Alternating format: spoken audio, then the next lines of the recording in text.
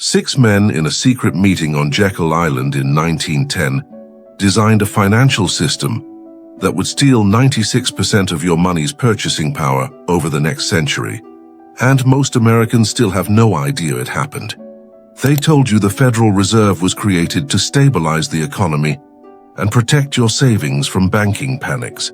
The truth is, it was engineered by the country's wealthiest bankers to transfer wealth from your labor to their coffers through a mechanism so subtle that you'd never notice you were being robbed. Since 1913, what cost your great-grandfather $1 now costs you $30, meaning you must work 30 times harder than he did to afford the same standard of living. This isn't inflation.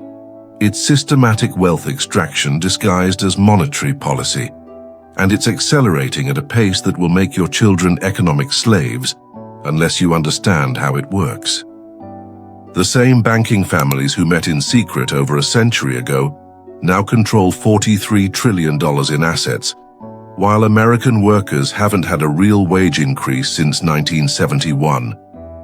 In the next 12 minutes, I'll expose the exact mechanism they use to steal your purchasing power, reveal the historical precedent that proves this system always ends in collapse, and show you the 3 specific strategies you can use to escape their wealth extraction trap before it destroys your family's financial future.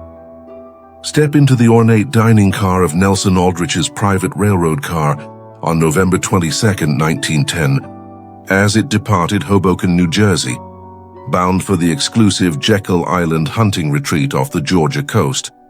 The 6 passengers: Senator Aldrich, Assistant Treasury Secretary A. Piatt Andrew, National City Bank President Frank Vanderlip, J.P. Morgan partner Henry Davison, Kuhn Loeb's Paul Warburg, and Aldrich's personal secretary Arthur Shelton, traveled under aliases to hide their identities from reporters and rival politicians. The air inside the luxurious car was thick with expensive cigar smoke, and the weight of conspiracy as these men, representing 1/6 of the world's wealth, plotted to reshape American finance forever.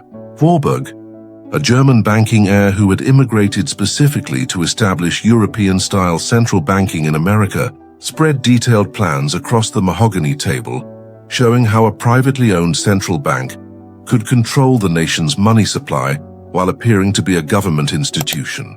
Outside the windows, American farms and factories rolled past.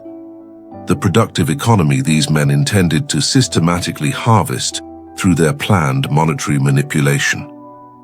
For 9 days, they refined their scheme in complete secrecy, designing a system that would allow them to create money from nothing, lend it to the government at interest, and gradually transfer the nation's wealth to themselves and their descendants. They named it the Federal Reserve to sound governmental, appointed regional banks to appear decentralized, and structured it with a gold standard to seem legitimate, all while ensuring private bankers would control the money creation process. Warburg later boasted that they had done a work of science, but their science was the systematic extraction of wealth from American workers through currency debasement, disguised as economic management. The plan was elegant: gradually increase the money supply, claim it was necessary for growth, and watch as productive workers saw their purchasing power steadily transferred to asset owners and debtors. The Federal Reserve Act passed on December 23, 1913, while most congressmen had left Washington for Christmas break, and the wealth extraction began immediately.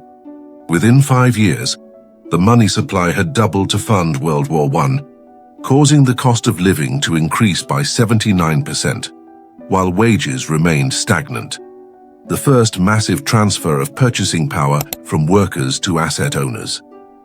Farm wife Sarah McKinley of Iowa watched her family's grocery budget triple between 1914 and 1919, while her husband's wheat prices were fixed by government controls, forcing them to mortgage their 160-acre farm that had been debt-free for 30 years.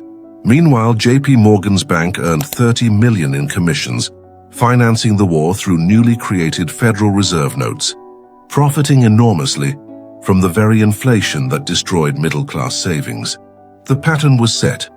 Create money to fund government spending, watch prices rise faster than wages, and transfer wealth from producers to financiers. By 1929, this wealth concentration had become so extreme that the top 1% owned 40% of the nation's wealth, setting up the conditions for the Great Depression. But here's what history books miss. The crash wasn't an accident. It was the inevitable result of 16 years of systematic wealth extraction through monetary manipulation. When farm families like the McKinleys lost their land to foreclosure, guess who bought it at sheriff's auctions? The same banking families who had inflated away their ability to pay their mortgages. The human cost was staggering: 25% unemployment, 9,000 bank failures, and 12 million Americans homeless or living in shanty towns. Yet Federal Reserve member banks continued earning profits throughout the Depression by purchasing failed banks' assets at pennies on the dollar with money they created from nothing. The wealth hadn't disappeared. It had simply moved from the productive middle class to the financial elite who controlled the money printing press. Today's Federal Reserve has perfected the Jekyll Island conspirators' wealth extraction system beyond their wildest dreams, printing $9 trillion since 2008, while your real wages have stagnated for 5 decades. Jerome Powell continues the same playbook: create trillions from nothing, claim it's for economic stability, and watch as asset prices soar beyond working families' reach while your grocery bills double. Since 2020, home prices have increased 40% while median wages rose only 12%, making home ownership impossible for an entire generation, the exact same wealth transfer mechanism that destroyed the McKinley family in 1919. The top 1% now control 32% of total wealth, approaching the same dangerous concentration that triggered the Great Depression, while 40% of Americans can't afford a $400 emergency. Tech billionaires like Jeff Bezos gained $75 billion during COVID lockdowns, funded by Federal Reserve money printing, while small businesses failed at record rates and workers saw their purchasing power evaporate through transitory inflation that's become permanent. Regional bank failures like Silicon Valley Bank and Credit Suisse mirror the 1930s pattern of institutional collapse preceding system-wide crisis. The Federal Reserve's balance sheet has expanded from $900 billion in 2008 to $7.7 trillion today, and 750% increase that makes the 1913-1929 money printing look conservative. Young Americans now need 2 incomes to afford what one income provided their grandparents, working longer hours for degrees that cost 200% more than in 1980, all while being told the economy is strong. The math is identical to 1929: unsustainable wealth concentration, artificial asset bubbles, and working families priced out of the American dream by the very system supposedly designed to help them. History shows this always ends the same way, with massive wealth destruction for the unprepared and massive wealth transfer. To those who understand the game, here's your 3-step escape plan from the Federal Reserve wealth extraction system, using the same strategies that protected fortunes during every previous monetary collapse. First, convert your labor into assets that benefit from money printing instead of suffering from it. Real estate, stocks in companies with pricing power, and commodities that rise with currency debasement. The wealthy understand that cash is trash in a system designed to inflate away your purchasing power. So they hold assets that appreciate faster than the currency loses value. Allocate 70 or 80% of your wealth to inflation-hedged investments, treating your savings account like a temporary parking spot, not a long-term strategy.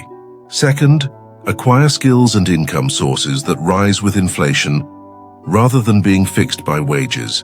Start a business, develop professional expertise that commands premium pricing, or create intellectual property that generates royalties.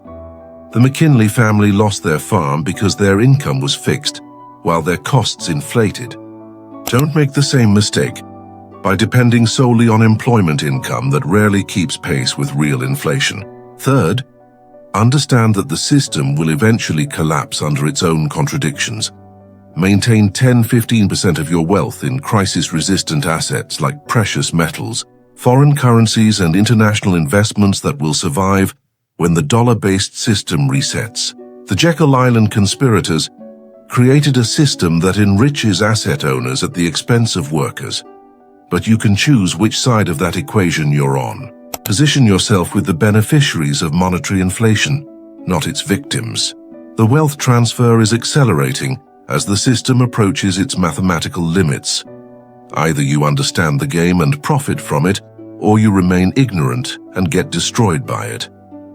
History doesn't repeat, but if you don't understand it, it will crush you all the same. Subscribe now, because next week, I'm revealing the specific international accounts and crisis-resistant investments that will protect your wealth when the Federal Reserve System finally collapses under its own contradictions.